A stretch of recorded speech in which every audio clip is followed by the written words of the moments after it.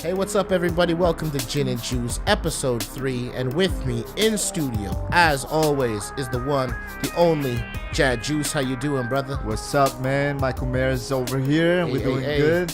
Let's get it. Today I'm wearing my spicy shirt. It's extra spicy, It's man. extra spicy. I gotta say, I like it. You like that? It very much.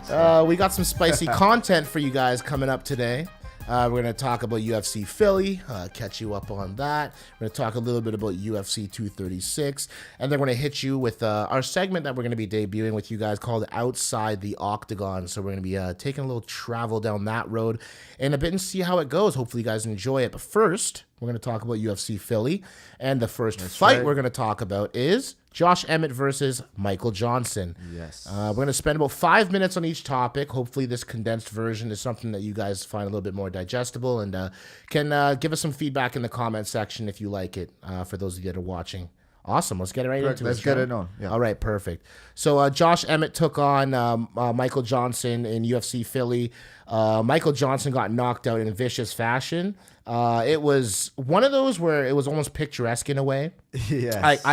I'm sitting there and I'm like, oh my God, the snot went flying and everything. What were your takeaways from this fight? I think he definitely sent him into another dimension. That's for sure a knockout I didn't expect. Now, I think Emmett is definitely being underestimated. He's been around for a while and he's gotten some knockouts.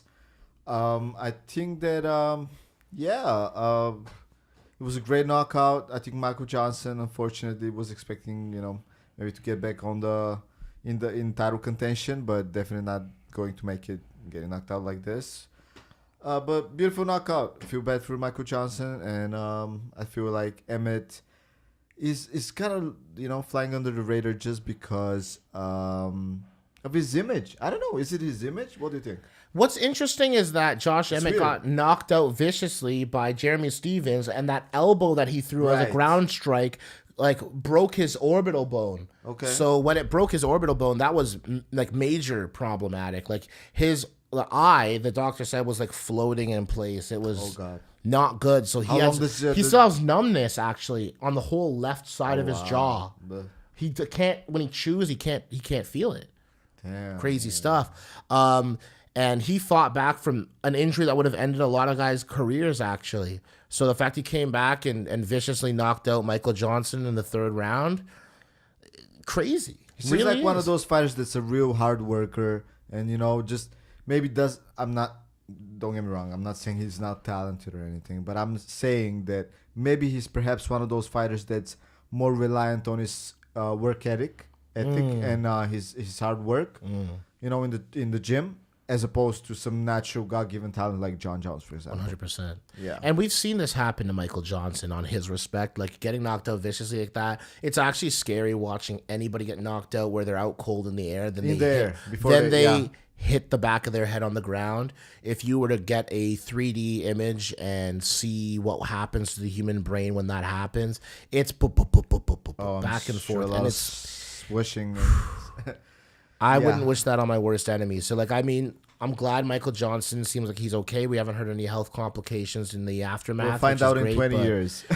Seriously, that is a deep topic. Well, that's the thing they're saying. The research is still not out, right? There's so much to come out about what the repercussions actually will be. Because the biggest argument was, MMA is so much better than boxing. Right. And it's not as damaging, but come on. Really. The oversimplification of saying things are just better than another thing, it's just actually hilarious. And it always happens, I feel like that kind of a thought process happens in the fight game itself. Pretty crazy stuff. It's so easy to fall down that rabbit hole. For me, it's just different. It's not necessarily better or worse. Sure, there's going to be cards that might be better, but comparing two sports, you have a personal preference. It's an opinion. That's just one of the narratives in sport that I question. But yes, with Josh Emmett, good for him to bounce back, fight back from injury, fight literally in this fight, and put up a great performance.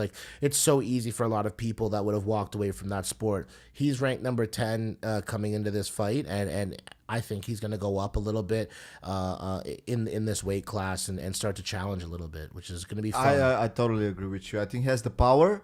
I think he has the tenacity and the determination. I think it's kind of like a make it or break it kind of moment in his career.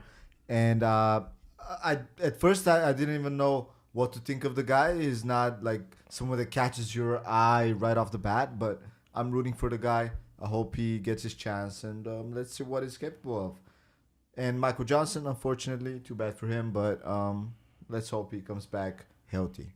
Yeah, only time will tell. That's right.